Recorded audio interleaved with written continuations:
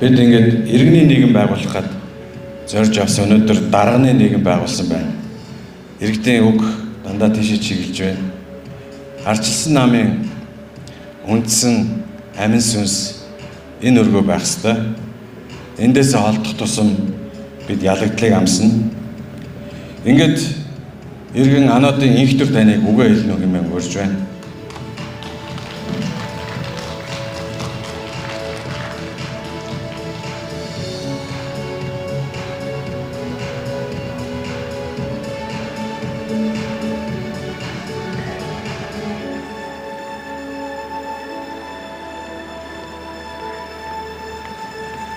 За сайн байцгаана уу. За өнөөдөр ингээд олон улсын хүний эрхийн өдөр бүгдээрээ монголчуудыг бас энэ хүний эрхийн өдрийг одоо үр дүнтэй тийм ээ хүчтэй тэмцэл явуулж өнгөрөөгөөсөө гэж одоо уриалж хүсэж байна. За тэгээд би товчхон нэг ганц хоёр өөрийнхөө тоо хэлчихье. Тэгэхээр 2008 онд санхүүгийн хямрал болсон байгаа. Та нар бол мэдж байгаа. Тэгээд дэлхийн санхүүгийн хямрал, Азийн санхүүгийн хямрал тэгээд зөндөө олон хямралууд болдог. Тэгээ би бизнес эрхэлж байгаа л тэр хямралд нь өртөд унсан. Яагаад унсан гэдээ ард талдаа одоо зөндөө олон шалтгаанууд байдаг. Гэтэл бидний бод гэмт хэрэгтэн болгоод одоо тэр ямар цааталтаа янз бүрийн зорилгод байсан баг. Тэгээд одоо хэцүү нэр таавч хийсэн ба тий гарч ирээд би одоо 10 жил боллоо. 8 онд гавдагдаад 15 онд гарч ирсэн. За Эсвэл шүү. энэ ингэж ярьж байгаа. Аль нэг нь. Аль нэг нь ярьж байгаа. За энэ бол яг хөө ингээд болдгийлэн байгаа учраас одоо бодъё. Тэгэхэд бол би гарч ирээд одоо ингээд дахиад 10 жил болж байна. Бас л ингээд ирэхээ хязгаард болчихсон. Тэгээд би ер нь тэр шүүгэн шийдвэрдээс очиж одоо янз бүрийн бичиг сачиг өгөөд ингээд ямар ойлголт авсан гэвэл та бол ингээд нийтдээ 250 мянган жил бол ингэж явах юм байна гэсэн тийм байр суурьтай байж байгаа. 250 мянган жил. Өөрөө тэд нар тийм хандлага харуулж байгаа. Өөр энэ ч одоо би бол шүүгэн шийдвэрийн гүйцэтгэх байгууллагууд одоо Монгол улсын бас хуулийн институтийн одоо юу гэдэг тодорхой хэмжээний одоо нэгэн төрлийн өөрчлөлт үзүүлж байгаа гэдэг шүү дээ. Тийм байдалтай байна. Тэгэхээр энэ бол сүүлийн одоо 25 жил засгийг барьж байгаа манай одоо өнөөдөр тэр хүний эрх рүү яаж хандж байна те. Ерөнхийдөө бол хуулийнхаа одоо институтийн үйл ажиллагааг яаж хэрэгжүүлж байгаа гэдэг бол уучлаарай.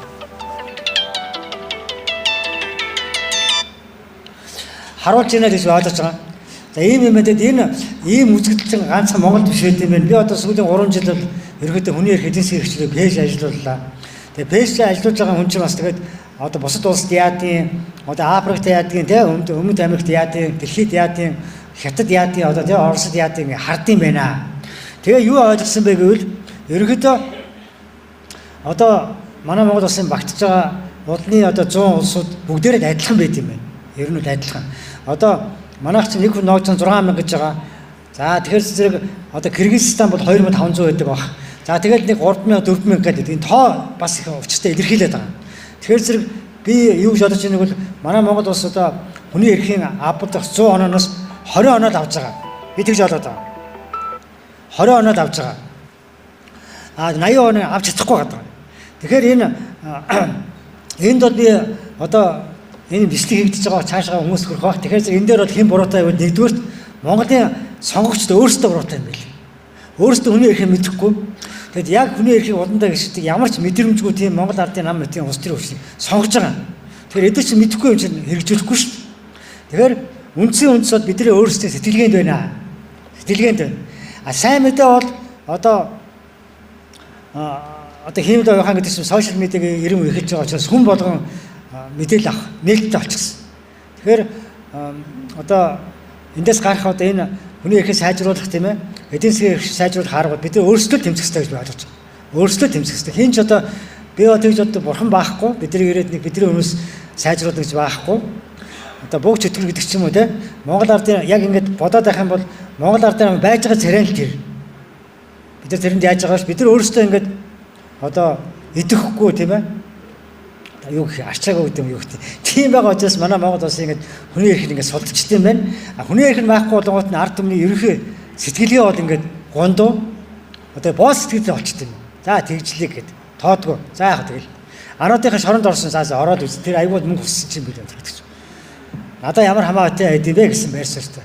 Гэтэл анаадынхаа шоронд орно гэдэг чинь би одоо Америкаас 300 сая доллар ороод ирчихсэн байсан үедээ зээлийн үуч унана. Хөрөнгө оруулалтын өмнө Монгол улсын нэр хүнд өснө. Тэгээд чинь дараагийн одоо хөрөнгө оруулалт орж ирнэ. Ингээд ажлын байр бий болно. Ингээд харахад нэг анаад дампуурж байгаа мэт боловч үнээр хэлээд манай Монгол улсын эдийн засгт асар том сохид өгч байгаа байхгүй. Тэгээс анаад ингээд унж байгаа юм чинь дараагийн мянган анаад унж байгаа. Тэгээ ерөнхийдөө эдийн засаг зовсон байдалд орчиж байгаа. Ингээд харахад бол ямар ч хамаагүй мэт боловч үнээр хэлээр бол ингээд бүх асуудал хамаатай байгаа даа маа. Тийм л юм байна. Тэгээд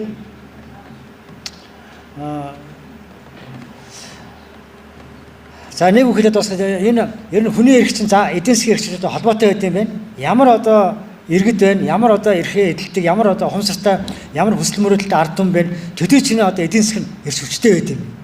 Тэгээд ард түмэн боодын сэтгэлтэй байх юм бол тэгээд маань гэдэг юм эдийн засгийн алуурчинд хамаг одоо хөрөнгө оруулалтаа хөөдөж цуулгаад эдийн засгаас авсан байдалд оруулаад тийм ээ.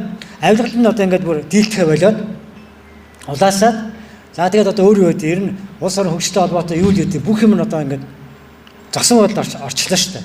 Ийм байдалтай байд юм аа. Тэгээд хүмүүсийг бол тэгж л уриалмаар байна. Өнөөдөр энэ Арцсан намын ган баярын тэр урсанд баярлалаа. Би одоо өчтөрөл ороод энийг мэдлээ. Тэгээд ерөнхийдөө зүгээр энэ талбай дээр жагсан байхад ч бод иржсэн чинь одоо энэ чинь бодцоод маш баярлалаа. Бас Арцсан намын хувьд бол ингээд бүлэтэн бас тодорхой тийм улс төрийн өвчнөө хувьд бол бас ийм юм зохион байгуулалт маш баярлалаа. Бараг би одоо сүүлийн 17 жилийн дотор бараг анхны удаа нэг юм албан ёсны гэж хэлчихээр юмд оролцож шиг байна. Бараг анхны удаа тий. Тэгээд ган баярыг өрсөнд маш баярлалаа. Тэгээд юм монголчуудад хэлээ. Бидний шалтгаан шүү нөхдөөдөө. Бид нар өөрсдөө одоо яаж хүний эрхээ сайжруулах вэ гэж бодоод тийм ээ. Явах юм бол явах болно. А бид нар ингээд одоо идэхгүй одоо ингээд байгаад байх юм одоо ингээд байгаад байх юм бэл.